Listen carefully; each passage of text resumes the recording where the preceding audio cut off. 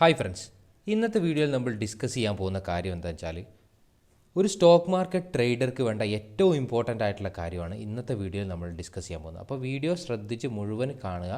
അപ്പോൾ നിങ്ങൾക്ക് ഒരുപാട് കാര്യങ്ങൾ ഇതിൽ നിന്ന് പഠിക്കാനുണ്ടാവും.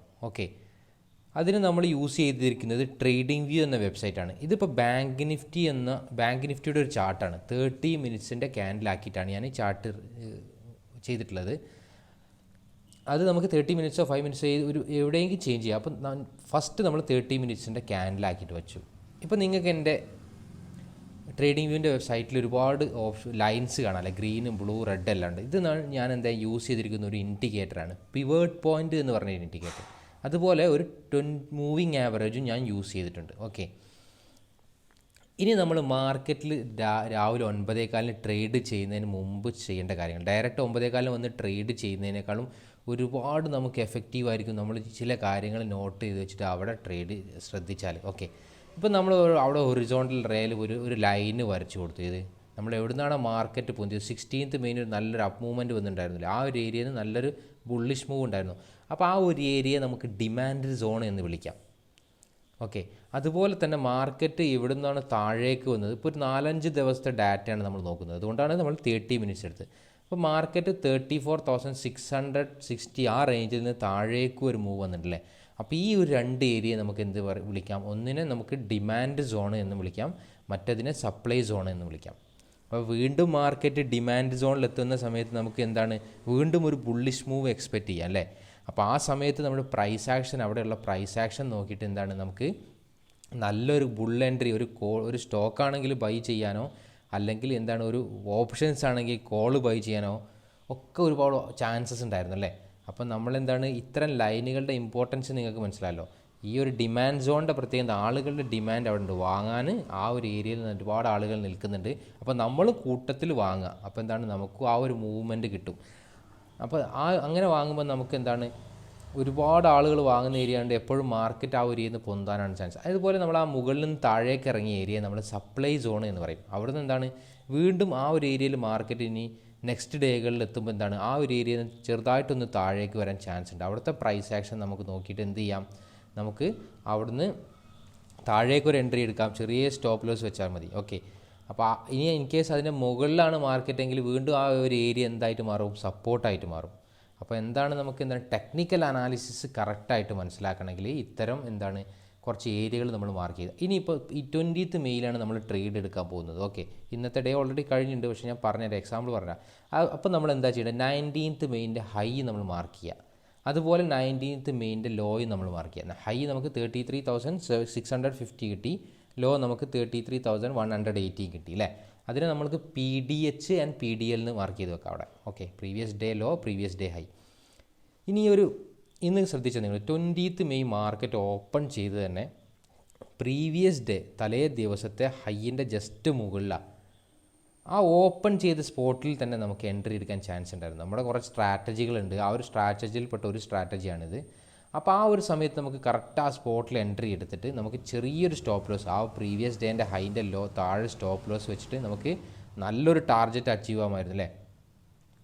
അപ്പോൾ നമ്മളെന്താണ് നമ്മളെ ചില പ്ലാൻസ് വേണം, നമ്മൾ എന്തൊക്കെ സ്ട്രാറ്റജികളാണ് യൂസ് ചെയ്യുന്നത്, എന്തൊക്കെ ടെക്നിക്കൽ അനാലിസിസ്, പ്രൈസ് ആക്ഷൻ, ഇതെല്ലാം ക്ലബ്ബ് ചെയ്തിട്ട് നമ്മൾ ചെയ്യുമ്പോഴാണ് എന്താണ് ഒരു ട്രേഡർക്ക് സക്സസ് റേറ്റ് കൂടുന്നത്. ഓക്കെ, അപ്പോൾ നമ്മൾ ഇനി നോട്ട് ചെയ്യേണ്ട കാര്യം എന്താ വെച്ചാൽ, ഇപ്പോൾ പ്രീവിയസ് ഡേയിലുള്ള വേറെയും ചില ലൈൻസ് ഉണ്ട്.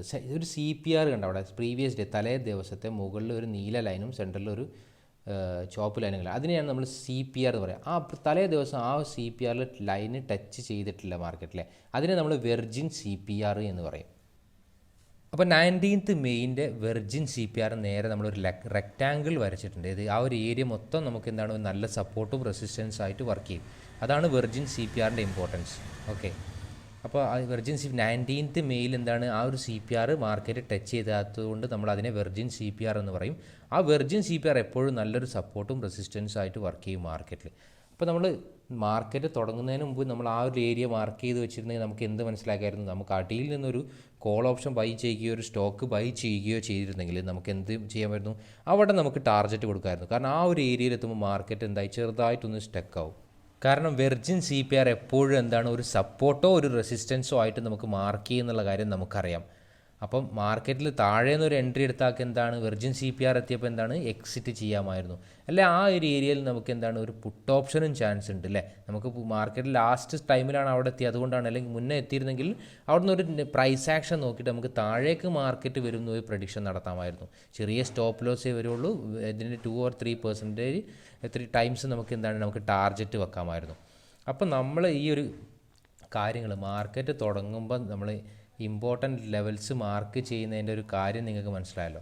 എന്താണ് നമുക്ക് ഇങ്ങനെ മാർക്കറ്റ് ഇപ്പോൾ 20th മെയിൻ മാർക്കറ്റ് സ്റ്റാർട്ട് ചെയ്യുന്നതിന് മുൻപേ നമ്മൾ ഈ ഒരു ഏരിയകളെല്ലാം മാർക്ക് ചെയ്ത് വെച്ചിരുന്നെങ്കിൽ എന്താണ് നമുക്ക് ആ ഒരു ഏരിയയിൽ എത്തുമ്പോൾ നമ്മുടെ അവിടെയുള്ള പ്രൈസ് ആക്ഷനും അവിടുത്തെ ടെക്നിക്കൽ അനാലിസിസ് ഒക്കെ യൂസ് ചെയ്തിട്ട് എന്താണ് ഈ ഒരു ഏരിയയിൽ നിന്ന് ട്രേഡ് എടുക്കാൻ പറ്റുമോ, ട്രേഡ് എടുത്താൽ നമ്മുടെ സ്റ്റോപ്പ് ലോസ് എവിടെ വരും, ടാർഗറ്റ് എവിടെ വരും, എല്ലാ കാര്യങ്ങളും നമുക്ക് ക്ലിയറായിട്ട് മനസ്സിലാക്കാമായിരുന്നു അല്ലേ. ഇനി ഇത് 30 മിനിറ്റ്സിൻ്റെ ക്യാൻഡിലാണല്ലോ അല്ലേ. നമ്മൾ മാർക്കറ്റിൽ ട്രേഡ് ചെയ്യുമ്പോൾ ഈ 30 മിനിറ്റ്സ് എന്തിനാണ് ഫസ്റ്റ് ആക്കണമെന്ന് വെച്ചാൽ 30 മിനിറ്റ്സ് ആക്കി കഴിഞ്ഞാൽ നമുക്ക് 4-5 ദിവസത്തെ ഡാറ്റാസ് എന്താണ് നമുക്ക് പ്രീവിയസ് ഡേ ഹൈയും അല്ലെങ്കിൽ പഴയ സപ്ലൈ സോണും ഡിമാൻഡ് സോണും ഒക്കെ നമുക്ക് ഈസി ആയിട്ട് മാർക്ക് ചെയ്യാൻ വേണ്ടിയിട്ടാണ് നമ്മൾ എന്ത് ചെയ്യുന്നത്, നമ്മൾ ഈ ഒരു 30 മിനിറ്റ്സ് ക്യാൻഡിലാക്കുന്നത്. പക്ഷേ നമ്മൾ ട്രേഡ് ചെയ്യാൻ സ്റ്റാർട്ട് ചെയ്യുമ്പോൾ എന്താ ഈ 30 മിനിറ്റ്സ് ക്യാൻഡിൽ നമ്മൾ പോയിട്ട് ചേഞ്ച് ചെയ്തിട്ട് എന്താക്കണം 5 മിനിറ്റ്സിൻ്റെ ക്യാൻഡിൽസ് ആക്കിയിട്ട് നമ്മൾ മാറ്റണം. എങ്കിലേ ആ ഒരു സമയത്തുള്ള എൻട്രീസ് നമുക്ക് എടുക്കാൻ പറ്റുള്ളൂ. ഓക്കെ, നമ്മൾ ഇതുവരെ പഠിച്ചത് എന്താണ്, മാർക്കറ്റ് ഓപ്പൺ ചെയ്യുന്നതിന് മുമ്പ് 9:15 മുമ്പ് നമ്മൾ ചെയ്യേണ്ട കാര്യങ്ങളാണ് ഇതുവരെ നമ്മൾ പഠിച്ചത്. എന്ത് ഈ ഇമ്പോർട്ടൻറ്റ് ലെവൽസ് മാർക്ക് ചെയ്യുക. ഇനി മാർക്കറ്റ് തുടങ്ങിക്കഴിഞ്ഞാൽ നമ്മൾ ചെയ്യേണ്ട കാര്യം എന്താണ്, നമ്മുടെ ടെക്നിക്കൽ അനാലിസിസ് നമ്മൾ നോക്കുക. ഓക്കെ, ഇപ്പോൾ ഈ ഒരു അപ് ട്രെൻഡ് മാർക്കറ്റ് തുടങ്ങി നമുക്ക് എൻട്രി എടുക്കാൻ പറ്റിയില്ല, കുറേ മുകളിലേക്ക് പോയിട്ട് നമ്മൾ എന്ത് ചെയ്യും, ചിലർ എൻട്രി എടുക്കും. അങ്ങനെ എൻട്രി എടുക്കേണ്ട ആവശ്യമില്ല. അതിനാണ് നമ്മൾ എന്ത് ചെയ്യുക, ടെക്നിക്കൽ അനാലിസിസ് നോക്കുക. ഇപ്പോൾ നമ്മുടെ എൻട്രി കയ്യിൽ നിന്ന് പോയി സമയത്ത് നമ്മൾ എന്ത് ചെയ്യുക, പിന്നെ അടുത്ത എൻട്രിക്കുള്ള അവസരം ഇങ്ങനത്തെ വല്ല ട്രേഡ് പാറ്റേണുകൾ ഈ മാർക്കറ്റിൽ ഉണ്ടായിട്ടുണ്ടോ നോക്കുക. അപ്പോൾ അന്നത്തെ ദിവസത്തെ ഫസ്റ്റ് ക്യാൻഡിൽ ലോ മുതൽ എന്തായി ഹയർ ലോകൾ തമ്മിൽ കണക്ട് ചെയ്ത് കണ്ട് നമുക്കൊരു ട്രെൻഡ് ലൈൻ വരച്ചിട്ടുണ്ടെങ്കിൽ നമുക്ക് എന്താണ് അവിടെ നല്ലൊരു ട്രെൻഡ് ലൈൻ നമുക്കുണ്ട് അല്ലേ. അപ്പോൾ ഈ ഒരു ട്രെൻഡ് ലൈൻ കൊണ്ടുള്ള കണ്ടോ 4 പ്രാവശ്യം ആ ട്രെൻഡ് ലൈനിൽ സപ്പോർട്ട് എടുത്തിട്ടുണ്ട് മാർക്കറ്റ്. അപ്പോൾ ട്രെൻഡ് ലൈൻ എന്താ, നമുക്കൊരു ഹയർ മാർക്കറ്റിൽ ഹയർ ഹൈസും ഹയർ ലോസും ക്രിയേറ്റ് ചെയ്ത് പോകുന്ന മാർക്കറ്റിൽ എൻട്രി എടുക്കാൻ വിട്ടുപോയിട്ടുണ്ടെങ്കിൽ എന്താണ് ഇങ്ങനെയുള്ള ടെക്നിക്കൽ ഇൻഡിക്കേറ്റേഴ്സ് യൂസ് ചെയ്യുക. വീണ്ടും ആ ഒരു ഏരിയയിൽ സപ്പോർട്ട് ടച്ച് എടുത്തപ്പോൾ നമുക്ക് എന്താണ് വീണ്ടും ഒരു എൻട്രിക്ക് അവസരം ഉണ്ടായിരുന്നല്ലേ, പിന്നെ ഒരു എൻട്രിക്ക് അവസരം ഉണ്ടായി, ലാസ്റ്റ് മിനിറ്റിൽ പോലും ആ ഒരു എൻട്രിക്ക് അവസരം ഉണ്ടായിരുന്നു. അപ്പോൾ എന്താണ് ട്രെൻഡ് ലൈൻ എത്ര മനോഹരമായിട്ടാണ് അവിടെ സപ്പോർട്ട് എടുക്കുന്ന നോക്കൂ. ഇതാണ് ഒരു ടെക്നിക്കൽ അനാലിസിസിൻ്റെ ഇമ്പോർട്ടൻറ്റ്. മാർക്കറ്റ് തുടങ്ങി കഴിഞ്ഞാൽ നമ്മൾ ചെയ്യേണ്ട കാര്യം ഇതാണ്. ഇത്തരത്തിൽ ടെക്നിക്കൽ അനാലിസിസും പ്രൈസ് ആക്ഷനും അതുപോലെ തന്നെ ഇൻഡിക്കേറ്റേഴ്സും യൂസ് ചെയ്തിട്ടുണ്ടെങ്കിൽ ആർക്കും നല്ല എൻട്രീസ് എടുക്കാം. ഈ ഒരു വിഷയം ഈസി ആയിട്ട് പഠിച്ചെടുക്കാവുന്ന കേസുള്ളൂ. ഓക്കെ, എൻ്റെ യൂട്യൂബ് ചാനൽ കണ്ട ഒരുപാട് ആളുകൾ എന്നോട് പറഞ്ഞിട്ടുണ്ടായിരുന്നു ഒരു കോഴ്സ് സ്റ്റാർട്ട് ചെയ്യുന്ന കാര്യം. അപ്പോൾ അതിനുവേണ്ടി ഞാൻ എന്താണ് ഒരു കോഴ്സ് പ്രിപ്പയർ ചെയ്തിട്ടുണ്ട്. അത് എൻ്റെ വീഡിയോസ് എല്ലാം തയ്യാറാക്കിയിട്ട് ഒരു ഫോർമാറ്റിൽ.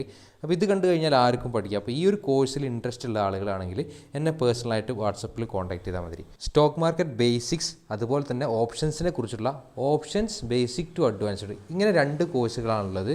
അപ്പോൾ താല്പര്യമുള്ള ആളുകൾ ഈ കാണുന്ന വാട്സാപ്പ് നമ്പറിൽ എന്നെ കോൺടാക്ട് ചെയ്യുക. ഞാൻ കോഴ്സിൻ്റെ ഡീറ്റെയിൽസും എല്ലാ കാര്യങ്ങളും ഫീ ഒക്കെ അയച്ചുതരാം. വളരെ ചെറിയ ഫീ ഉള്ളൂ, എല്ലാവർക്കും പഠിക്കാൻ പറ്റുന്നൊരു ഫീ ഉള്ളൂ. ഓക്കെ, അപ്പോൾ വീഡിയോ കണ്ടതിന് വളരെ നന്ദി. ഇനി അടുത്ത വീഡിയോയിൽ കാണാം.